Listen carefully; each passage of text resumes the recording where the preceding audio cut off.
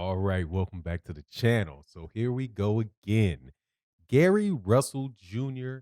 is still calling out Terence Crawford, but this time he says that he and Al Haymon have reached out to Bob Arum and Terence Crawford to make the fight. He is that serious about the fight. Let's talk about that in this video.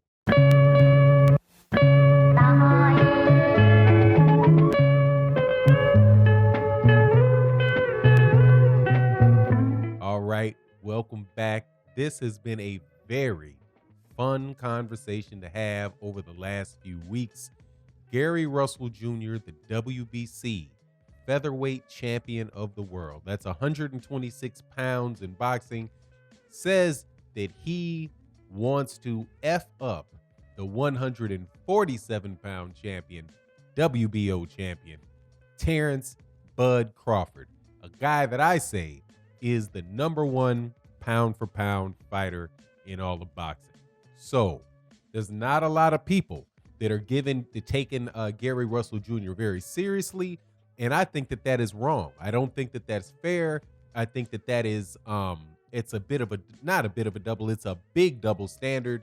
And let's talk about that in this video. But I'm very happy to see that Gary Russell Jr. is serious about trying to push excuse me, the fight to happen.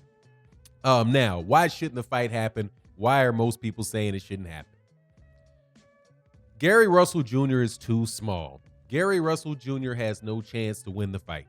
Terence Crawford is going to bowl over and beat Gary Russell Jr. very, very easily.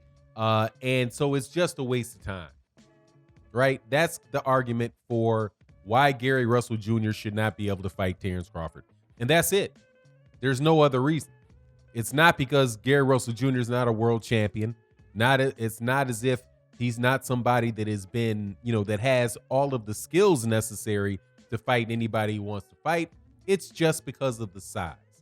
Now, if we were not in the sport of boxing where people are doing this type of stuff all the time and we're getting credit for the efforts and moving up several weight classes to fight guys who are the second and third best in the weight class, we don't have any issues with that. So why would we have an issue with somebody moving up several weight classes to fight a guy that might very well be the best in the weight class that he's moving up? Because it's Gary Russell Jr. That's the only reason that I can see that. You've got Manny Pacquiao, people having serious conversations about Manny Pacquiao fighting Gennady Golovkin. What's the difference? Manny Pacquiao is somebody that started fighting at like 105 pounds. He moved up to, up into the 120s. He had good fights he took losses at below 118 pounds.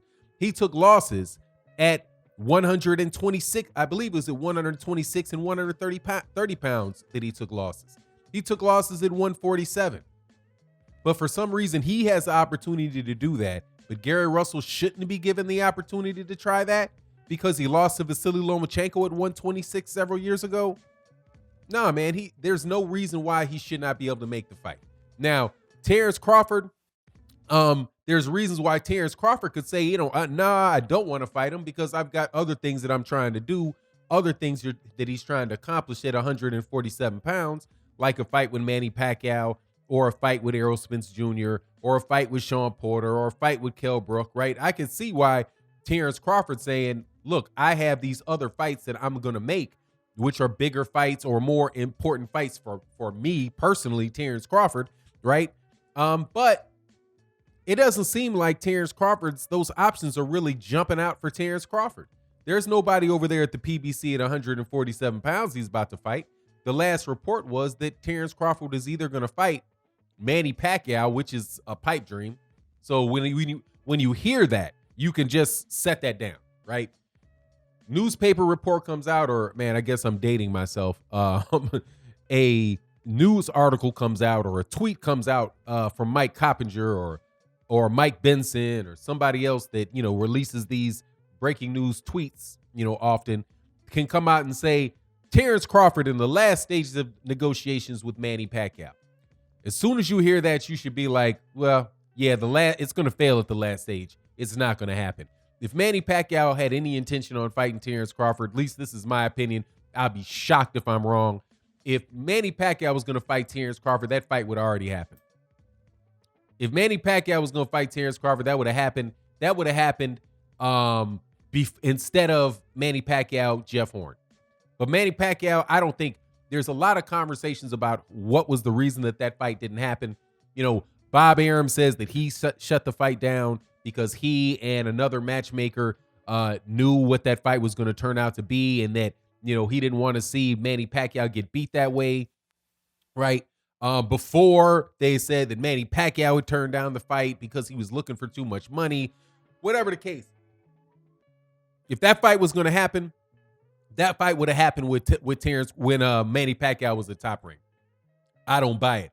As far as the Kell Brook fight, that's the one that they're saying is going to take place, that has the highest likelihood of taking place, because I do believe that Terence Crawford wants that fight, and I think Kell Brook would definitely take that fight as well. The only problem with the Kell Brook fight is that Kell Brook is over there in the UK.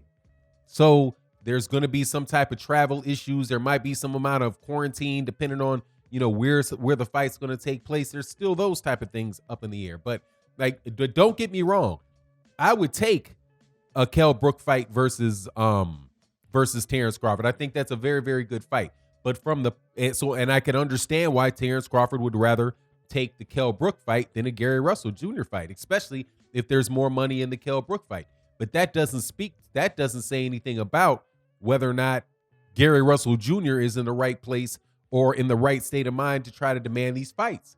Because truthfully, what else is he supposed to do? Right? You look down at the 126-pound division. There's a video that which is the division that Gary Russell Jr. is a champion in. I'm going to do a video, probably not this video, but yeah, the next video up right here. I'm going to talk about one of the videos that are going to come up today in a section is going to be Carl Frampton talking about how he wants to fight Devonte Davis, right? Well, Carl Frampton is a guy that fights at featherweight. Why wouldn't you just fight Why wouldn't you fight Devonte Davis? Why would you fight Gary Russell Jr.? Right? Carl Frampton lost his WBO 126-pound title to Josh Warrington. Doesn't seem like he wants any smoke from Josh Warrington, but he's willing to move up and says that he wants to fight, you know what, Jamel Herring at 130, right? And he wants Devonte Davis. Gary Russell Jr. is right there. Right there for you. Just like just like when Carl Frampton was at 122 pounds. Guillermo Rigondeaux was right there for him, but magically find a way not to make that fight, right? So you got guys in Gary Russell Jr.'s weight class that are willing to move up on big old kamikaze missions, right? Because Gary Russell Jr., Carl Frampton has no better chance to beat Devonte Davis than Gary Russell Jr. has of beating Terence Crawford. That is just as much of a massacre. And matter of fact, it might be a worse massacre. But watch. Carl Frampton, although he can comfortably make 126, even though he can make 126, I'm sure. I can't say comfortably. I'm sure he can make 126, seeing as he came from 122. And he just fought at 126. So you got Gary Russell Jr. at 126. But you would rather go fight Jamel Herring at 130. That's the next fight that he's looking after this one. He's looking to go fight Jamel Herring. Why not Gary Russell Jr.? Because Gary Russell Jr. is the better fighter. He'd rather move up and do that. Same thing that happened with Jojo Diaz.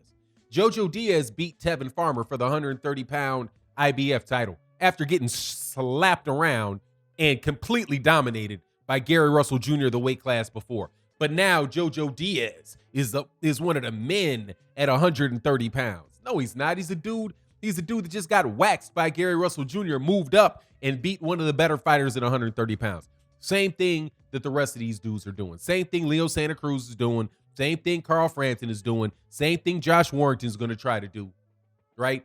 All that ducking down there with Gary Russell Jr. But, when it comes to the top 10 pound for pounds, and when it comes to who are the big stars in boxing, all of the great boxing analysts that are out there can't find a way to take into consideration ducking into their equation.